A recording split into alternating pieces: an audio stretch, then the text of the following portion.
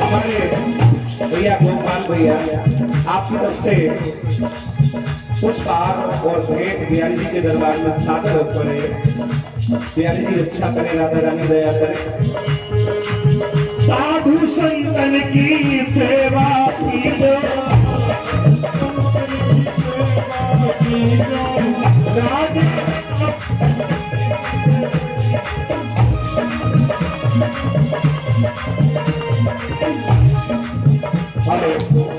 Sound वाले भैया sound वाले भैया साउंड बीच में बंद हो रहा है, आपको समझ में नहीं आ रहा।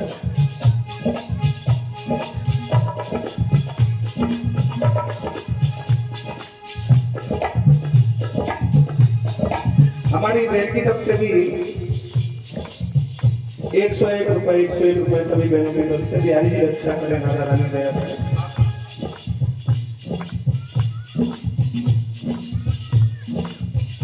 पिया घर में भागवत कराए दीजो मेरे राजा जी, पिया राम नाम में मन दीजो मेरा।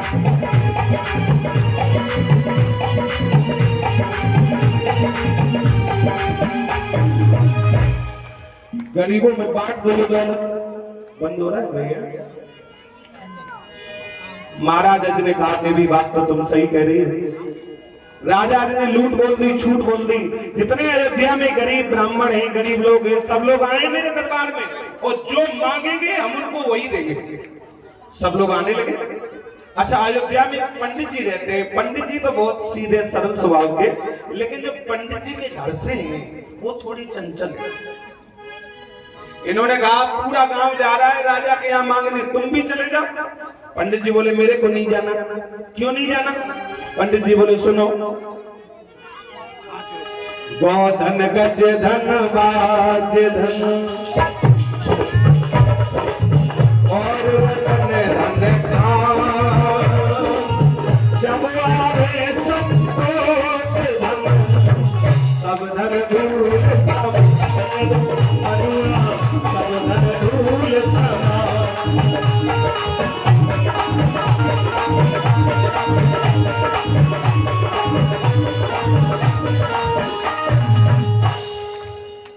हमारे अंदर संतोष है, जितना भगवान ने दिया है उतना बहुत है ना, हमें मांगने नहीं जाना।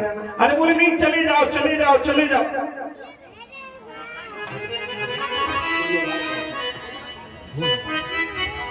पंडित जी ने कहा अच्छा ठीक है, आप नहीं मांग रही तो हम जा रहे हैं। ये बताओ जब हम वहां जाएं तो मांगे क्या? पंडितानी बोली अब आए ना लाइन। हाँ, अब मैं बताऊंगी क्या मांगना है। जब तुम राजा आज के दरबार में जाओ तो राजा आज से उनकी असली कमाई मांग लेना, और असली कमाई राजगद्दी है। और अगर बुढ़ापे में राजगद्दी मिल गई तो तुम तो राजा बन जाओगे और मैं रानी बन जाऊंगी, और अपना जीवन बड़े ठाठ ठाठ से कट जाएगा। राजगद्दी मांगना असली कमाई।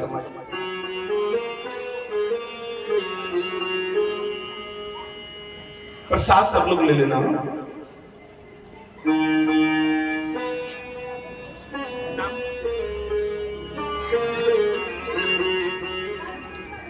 पंडित जी जैसे ही महाराज अच के दरबार में आए, बोले महाराज अच की जय हो, बोले जय हो।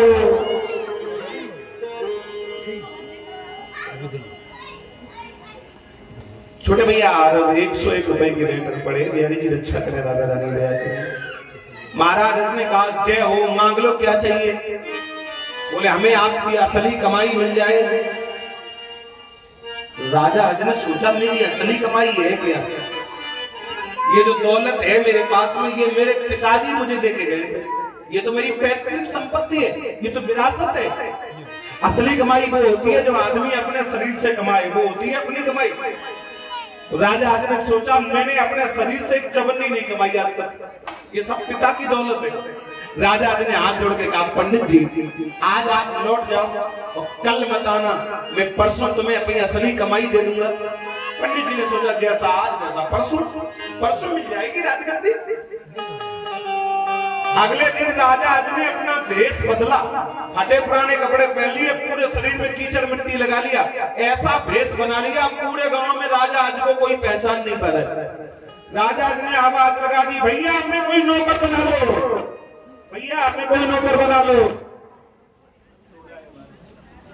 Hello hello,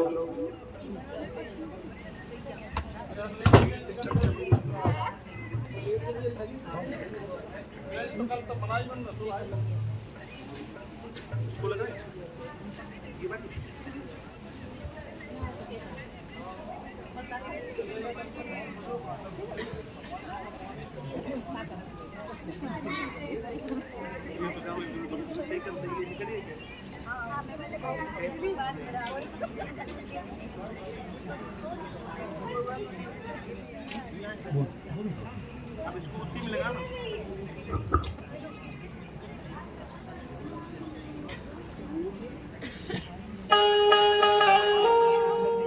hello, Shri Radhe.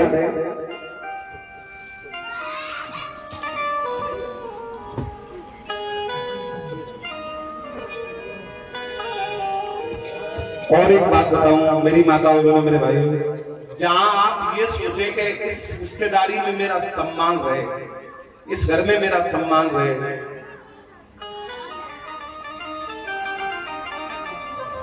ध्यान लिया हुआ भैया, वहां से मांगना कभी मत। जहां आप ये चाहो इस घर में मेरा सम्मान रहे, वहां से मांगना मत। क्यों? मांगन मरने समान है,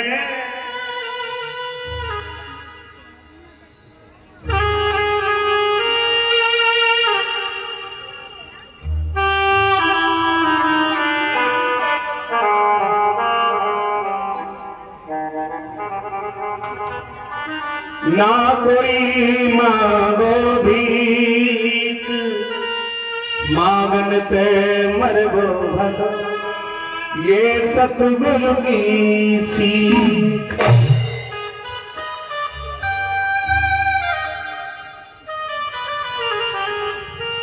हमारे भैया रौनक भैया 101 रुपए पड़े महाराज। जय जयकार होती रहे, बिहारी जी रक्षा करे, राधा रानी दया करे। भैया महाराज ने अगले दिन पूरे दिन मजदूरी की।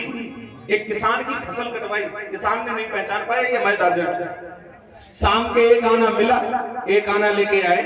तीसरे दिन वो पंडित जी आ गए, बोले महाराज की जय हो, बोले जय हो, असली कमाई दे दो। राजा जो कल एक आना कमा के लाए थे, गेहूं कटवाए थे, वो एक आना उठा लाए। पंडित जी ये है हमारी असली कमाई। पंडित जी ने जो ये एक आना देखा, मारे गुस्सा के तमतमा गए। बोले जब एक ही आना देना था तो कल नहीं दे देते, 3 दिन से परेशान कर रहे हैं, नहीं तो पैसे ही नहीं आना था, घरवाली कहती थी चले जा, यानी क्या देंगे। हाँ भैया वो एक आना लेके आए पंडित जी, घरवाली बोली काहे मिल गई राजगद्दी मिल गई, ये एक आना दिया है। घरवाली बोली गजब हो गया, 3 दिन तक हमारे टुकड़ा को परेशान करो, दो तो एक आना दिया। घरवाली ने वो एक आना अपने घर के पीछे फेंक दिया। क्या करूंगी एक आने का?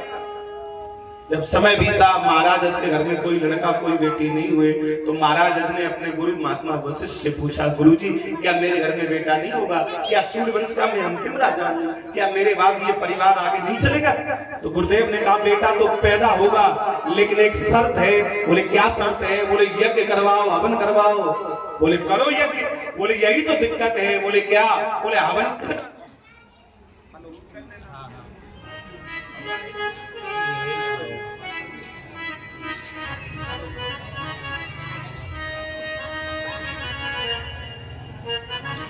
Hello hello, Shri Radhe.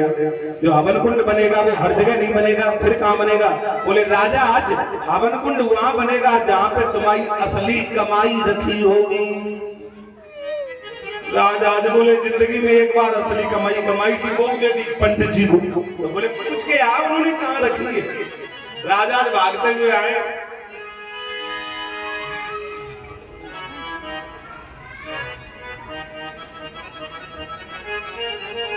हमारे भैया श्रीश भैया और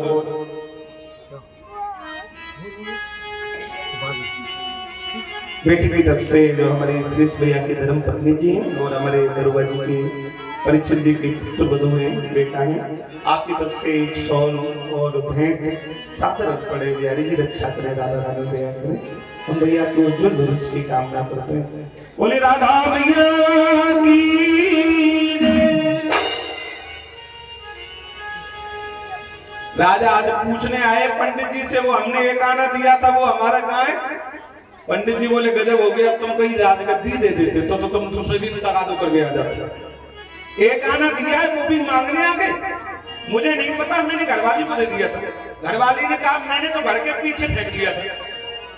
सेना लगाई गई, परमात्मा की कृपा से वो एक आना पड़ा हुआ मिल गया। जहाँ पे एक आना पड़ा था वहीं पे 10 फीट लंबा 10 फीट चौड़ा हमारे श्रेष्ठ भैया के द्वारा पिताजी का भी सम्मान, परीक्षित जी का भी सम्मान। एक बार ताली बजा के स्वागत कीजिए। बहुत बहुत धन्यवाद। जैसे ही गड्ढा खुदना शुरू हुआ तो जमीन के नीचे से सोने के रथ निकलने लगे। एक रथ निकला सोने का, 2 रथ निकले सोने के, 3 रथ निकले, 4, 5, 6, 7, 8, 9। जैसे ही 10वां रथ निकला सोने का तो उस पे एक छोटा सा लड़का बैठा मिला 10वें रथ पे, जमीन के नीचे से 10वें रथ पे मिला है।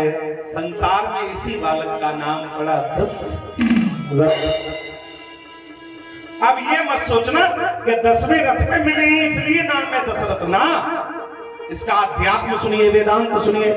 10 अर्थ, 10 माने 10 और अर्थ माने इंद्रियां। 5 ज्ञान इंद्रियां, 5 कर्म इंद्रियां। जिसने 10 इंद्रियों को बस में कर लिया है, ऐसे राजा का नाम है दशरथ। अगर मैं दशरथ को दशरथ न कहूं, राजा न कहूं, महात्मा कह दूं तो कोई बड़ा चढ़ा के नहीं कह रहा हूं, कोई हाइपर बोल नहीं कह रहा हूं, अतिशयोक्ति नहीं कह रहा हूं। महाराज दशरथ वास्तव में संत है। संत का जीवन है ना दशरथ का। घर में 3 रानियां हैं, सुमित्रा, कैकेयी और कौशल्या, है ना। बड़ा ही प्यारा जीवन है महाराज दशरथ का। कुछ लोगों ने हमसे सवाल किया, शास्त्री जी, पंडित जी एक बात बताओ, भजन क्या होता है? कपड़े रंग ले तो भजन हो जाएगा? हमने कहा कभी नहीं होगा। कपड़े रंगने से अगर भजन हो जाए तो हमारे पास में तो 70-80 कुर्ता रखे हैं रंग बिरंगे। कपड़े रंगने से भजन नहीं होता। कुछ लोग बोले तो वन में चले जाए भजन हो जाएगा। हमने कहा कभी नहीं होगा। सियार तो वन में ही रहता है, वो तो बहुत बड़ा संत हो गया होता अब तक, है ना।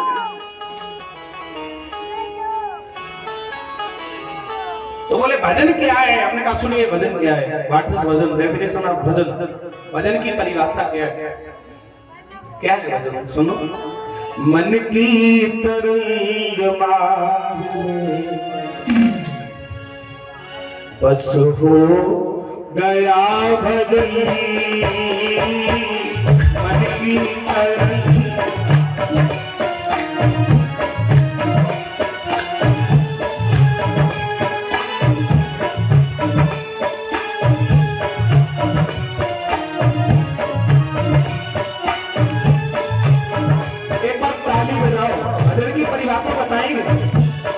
मन की तरंग मार ले बस हो गया भजन। मन की तरंग मार ले बस हो गया भजन। मन की तरंग मार ले बस हो गया भजन। आदत बुरी संभाल, आदत बुरी संभाल ले बस हो गया भजन। मन की तरंग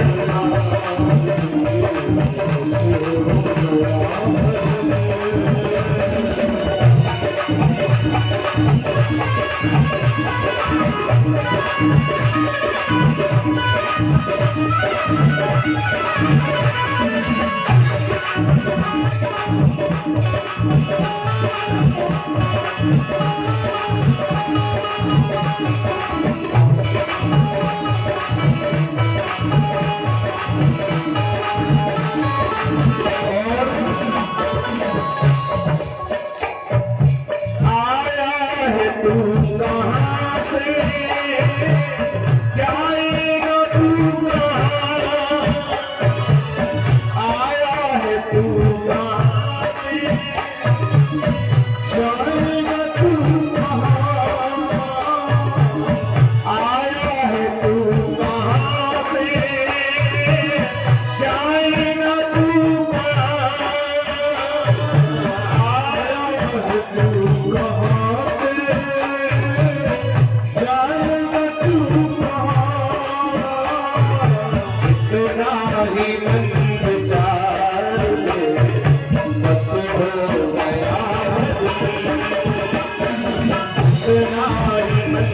विचार बस हो गया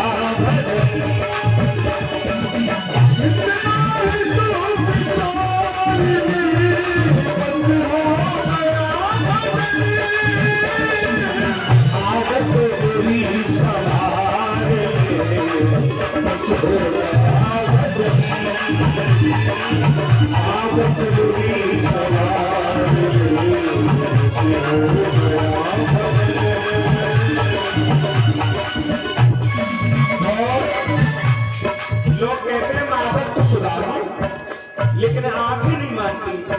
हमने कहा आप ही नहीं मानती, बोले ना। तो हमने कहा सुनो,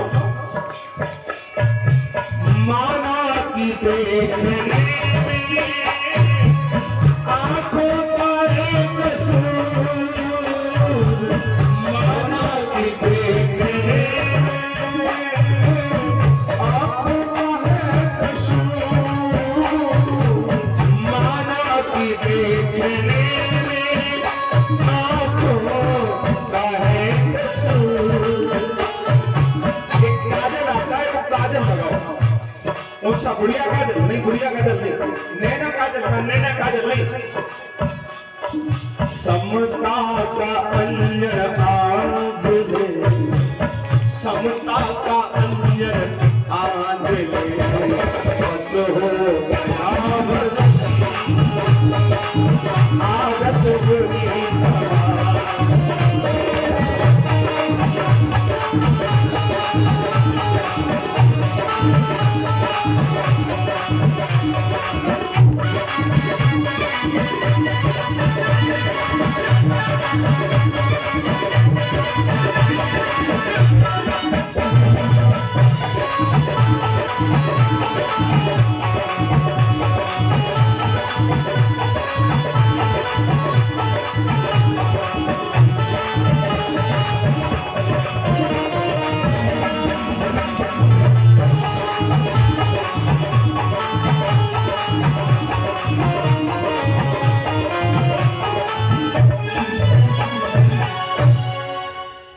महाराज। सबके यहाँ पैसे की तो कोई कमी नहीं है, माया की कोई कमी नहीं। क्यों? जिसके घर में थोड़ी देर में माया पति आने वाला हो, अच्छा सही बताना, उसके यहाँ पैसे की काई की कमी, पैसे की कोई कमी नहीं। लेकिन एक बात बता दें, हमारे तुम्हारे पास, आदमी के पास चाहे जितनी दौलत बढ़ जाए, चाहे कितना वैभव बढ़ जाए, लेकिन कोई ना कोई कष्ट सबके जीवन में, कोई ना कोई दुख सबके जीवन में। किसी के पास पैसा नहीं है, परिवार बड़ा है, तो रात रात भर सोचता है, आज तो हम आटा ले आए, काम मिल गया था, कल अगर काम नहीं मिला तो बच्चों के लिए आटा कहां से लाएंगे, है ना। कोई इतना पैसे वाला है, उसे यही पता नहीं है कि मेरे कौन से अकाउंट में कितना पैसा है। लेकिन शुगर हो गई 600, डॉक्टर ने कह दिया शक्कर मना, तली हुई चीजें मना, अब खाले का खाएगा, तो कोई ना कोई दुख सबके जीवन में। आप ये मत सोचना कि पैसा बढ़ जाए तो कोई दुख नहीं होता, जितना ज्यादा पैसा होता है उतनी ज्यादा परेशानी होती है। मैं सच बता रहा हूं, मैं दुनिया की बात नहीं जानता। आज से करीब 15 साल पहले मैं कथा करने आया था आपके इसी कानपुर में। एक यही गांव पड़ता है, छोटा सा कटियन जना था, HL के पीछे है ना, वहीं आया था। तो उस समय में पैसेंजर ट्रेन से आया था, और हमारे जसवंत नगर से बिल्कुल खाली आती है वो ट्रेन। और मुझे आज भी याद है, 20 रुपए का टिकट मिला था कानपुर का। हम विंडो सीट पे आराम से बैठ गए थे खिड़की के बगल में, और सोते हुए चले आए थे कानपुर स्टेशन तक। जिनके यहाँ कथा थी उनको फोन कर दिया, उससे PCO से जाके, तब मोबाइल नहीं होते थे। मैंने कहा मैं सेंट्रल पे आ गया हूँ, मुझे ले जाओ। वो गए, ले आए, 20 रुपए में आ गए आराम से। तो अब अगर आपके कानपुर में आते हैं तो पहले तो 2000 रुपए का डीजल भरना हो, तो फिर अगर ड्राइवर ना हो तो खुद ही चलाओ, और जब खुद चलाओ तो आगे देखो, पीछे देखो, दाएं देखो, बाएं देखो, ऊपर देखो, ऊपर भी देखो। एक लोग हमसे पूछ रहे थे, शास्त्री जी गाड़ी चलाते हो तो ऊपर क्यों देखते हो? हमने कहा देखना पड़ता है। बोले क्यों देखते हो? हमने कहा एक आदमी गली में जा रहा था और एक आदमी अपनी छत पे खड़े होकर टूथपेस्ट कर रहा था। कुल्ला करने वाले ने ऊपर से थूका, जाने वाले के सर पे गिरा, उसने ऊपर देख के कहा देख के नहीं थूक सकते। थूकने वाले ने कहा तुम ऊपर देख के नहीं चल सकते, ऊपर भी देखना पड़ता है। भैया थोड़ी आवाज बढ़ा, अपने आप क्या होती है क्या? तो साहब जितना ज्यादा पैसा बढ़ता है उतनी ज्यादा परेशानी होती है, बिल्कुल पक्की बात है। महाराज दशरथ को भी एक दुख है, क्या एक बार भूपति मन मान भाई गलानी मोरे सुतना। अब जरा यहां सोचिए, हर बात में बात निकलती, मन तो करता है ये भी बता दूं, ये भी बता दूं, ये भी बता दूं, लेकिन समय बड़ा सीमित है मेरे पास।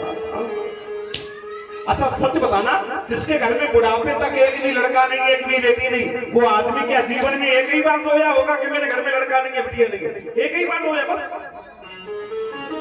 वो एक बार नहीं रोया होगा, वो कई बार रोया होगा कि मेरे घर में लड़का नहीं है, बेटी नहीं है। एक दो बार तो हम तुम्हें और बता दें। एक बार महाराज दशरथ देवासुर संग्राम लड़ने गए, देवताओं की तरफ से राक्षसों से लड़ रहे थे। तो गिद्धराज जटायु आ गया, जटायु लड़ा दशरथ जी की तरफ से, जटायु युद्ध जीत गया। महाराज दशरथ बोले बड़े भैया जटायु, आज तुम्हारी मदद से हम राक्षसों से जीत गए, तुम कुछ मांग लो। जटायु बोला ऐसा ना हो, हम मांगे और तुम दे न पाओ। राजा दशरथ बोले रघुकुल रीत सदा चले आई, मांग के तो देखो। जटायु बोला राजन दशरथ, अगर देना चाहते हो तो आप अपना बड़ा लड़का बड़ी बहू हमें दान में दे दो। जैसे ही कहा बड़ा लड़का बड़ी बहू दान में दे दो, जटायु ने मांगा तो महाराज दशरथ का मुंह बंद हो गया। महाराज दशरथ का मुंह बंद और महाराज दशरथ धरती देखने लगे। जटायु कहने लगा क्या हुआ? बोले कुछ नहीं। क्यों?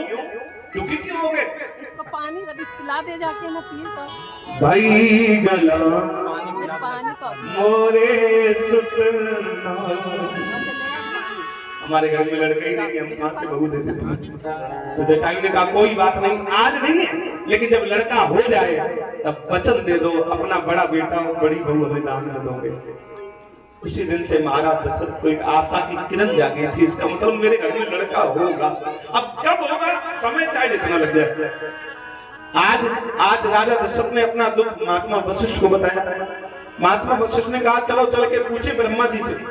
ब्रह्मलोक में आए महात्मा वशिष्ठ लेके राजा दशरथ को, और ब्रह्मा जी से कहा ब्रह्मा जी जरा अपना अकाउंट चेक करो, अपना बही खाता चेक करो, राजा दशरथ के घर में कितने बच्चे होंगे, कितने लड़के होंगे और कब होंगे।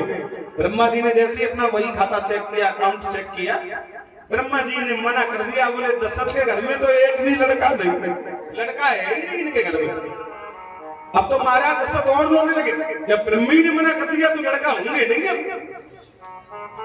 लेकिन जानते गुरुजी ने क्या किया? गुरुजी ने हाथ रख दिया महाराज दशरथ के ऊपर और बोले बेटा धीरज धरो तुम्हारे घर में 4 बच्चों का संजोग है, धीरज रखिए। महात्मा वशिष्ठ उस संत का नाम है जिसने ब्रह्मा के बनाए हुए विधान को फेल कर दिया, ब्रह्मा का विधाता का नियम बदल दिया। हाँ, जब राम जी वनवास गए थे मेरी माता और बने मेरे भाइयों, और जब भरत ममाने से लौट के आए और जब भैया राम मिले नहीं तो भरत किसी से नहीं लड़े, गुरु महात्मा वशिष्ठ से लड़े थे। कहा था गुरुदेव तुम्हारे अंदर तो इतनी क्षमता थी, तुम ब्रह्मा का बनाया हुआ विधान भी मिटा देते हो, फिर तुम मेरे भैया को रोक क्यों नहीं पाए राम जी को वनवास जाने से? तो गुरु महात्मा वशिष्ठ ने भरत को गले से लगा दिया, बेटा भरत कहे भरत भावी प्रबल विकल कही मुनिना, हानि लाभ जीवन मरण यस अपजस विधि।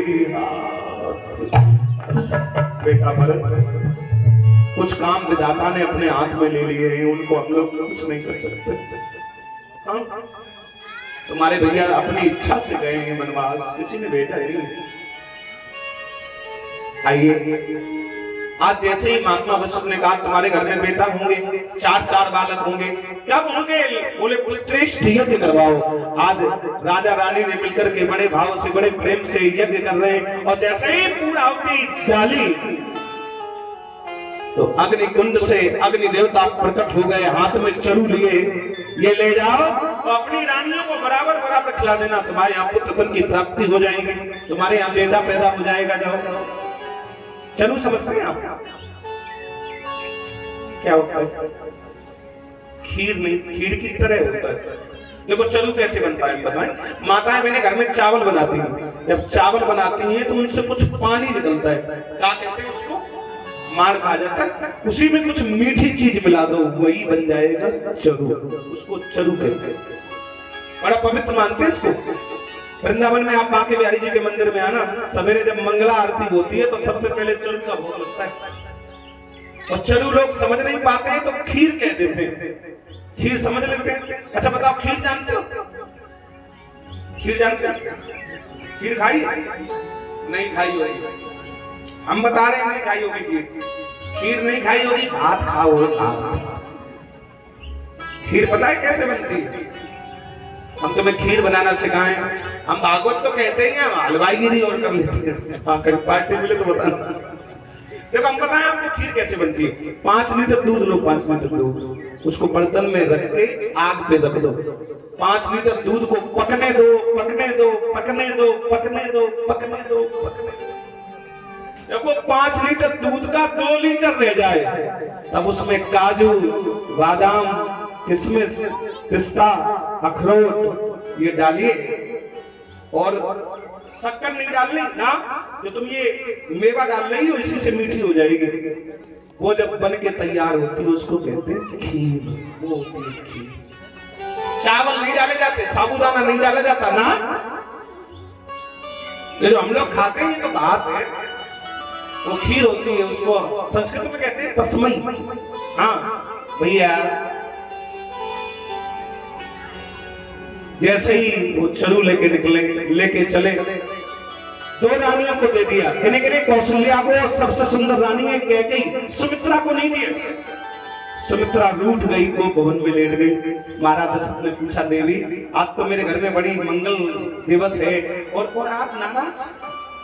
पहले राजा महाराजा जब मकान बनवाते थे, भवन बनवाते थे तो एक मकान अलग बनता था, उसका नाम होता था कोप भवन। रानी अगर नाराज हो जाए तो उसी में लेट जाती थी।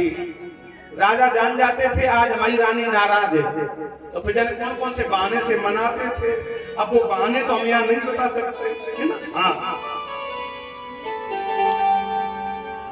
अच्छा एक बात बताएं, पहले को भवन बनते थे, लेकिन आजकल चाहे कितना पैसे वाला व्यक्ति मकान बनवाए, लेकिन आजकल को भवन बनना हो गए बंद। हमने कि भले परमेश्वरे बंद हो गए। आजकल अगर को भवन बनते तो आजकल की माताएं मैंने काम धंधा कौन करती है? तुम्हें रोज बाई में लेटी मिलती, तुम तो मनाते मनाते थक जाते। हाँ वो सहीरा बंद हो गए भैया।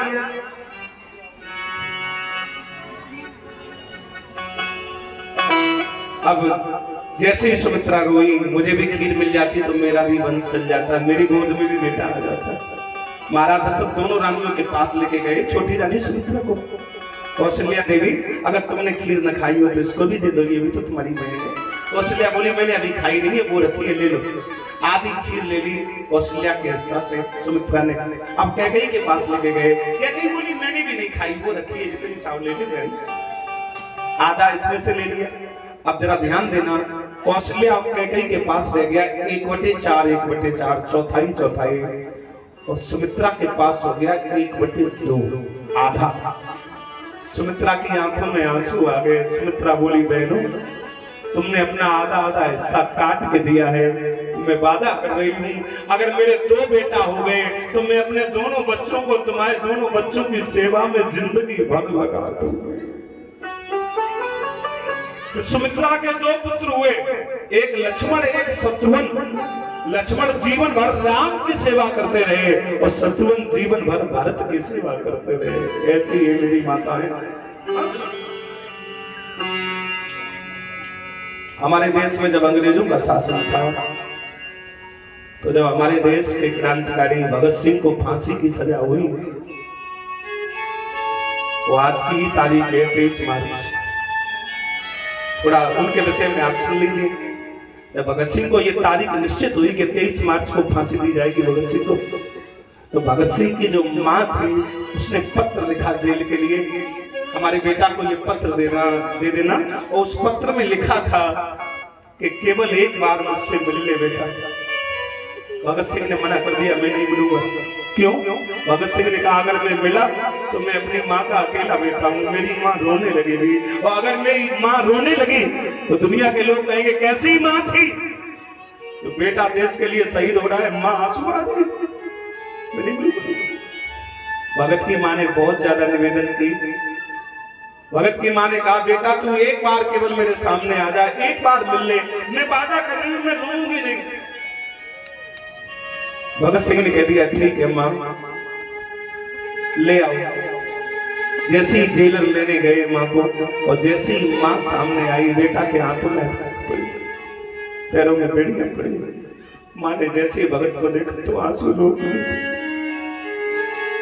माँ रोने लगी तो भगत सिंह डांटने लगे, माँ तू रो रही, दुनिया के लोगों को क्या संदेश जाएगा? लोग कहेंगे बेटा शहीद हो रहा था, माँ आंसू आ रहे थे, तो ये बच्चा। तो भगत सिंह की माँ ने कहा मैं इसलिए नहीं रो रही हूँ कि मेरा बेटा फांसी पे चढ़ रहा है, मैं इसलिए रो रही हूँ कि विधाता ने, भगवान ने मुझे एक ही बेटा दिया। अगर 2-4 बेटे और देता भगवान तो मैं सब बेटों को भारत माता के लिए शहीद करवा देती। एक ही बेटा है इसलिए भैया, ये है मेरे देश की माँ बहन बेटे। भैया आज जैसे तीनों माताओं ने खीर खाई, वो चलू खाया, धीमे धीमे समय बीत रहा है। अब वो पावन मुहूर्त आने वाला है जब प्रभु राम प्रकट हुए। किस महीने में आए राम जी? किस महीने में आए? चैत्र में।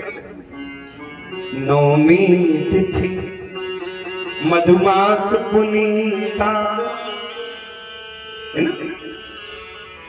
मध्य दिवस अति शीत न घामा, पावन काल लोक विश्रामा। राम जी जब आएंगे तो सब लोग बड़ी जोर से ताली बजाएंगे, है ना? और जो लोग नाच लेते हो वो नाचेंगे, है ना? और जो लोग गा लेते हो वो गाएंगे, और जो नाच न पाए गा न पाए तो ताली तो सभी लोग बजा लेते हैं, है ना? हम जयकारा लगाएंगे, आप लोग खूब बड़े प्रेम से बधाई डालेंगे, बधाई देंगे, ठीक है? हाँ। और देखो अब हमने कह दिया राम जी आएंगे तो सब लोग नाचेंगे, बधाई डालेंगे, तो माता मेरे कह रही हम न नाचे तो शर्म आ रही, यहाँ शर्म आ रही यहाँ पे। और जब शादी हो डीजे बजे फिर देखना, बामन गज का गामन पैन मटक नाचू, वहां तो बहुत डीजे टूट जाए। राम जी आने वाले, एक बार मैं जयकारा लगाऊंगा, सब लोग जन्मोत्सव मनाएंगे। और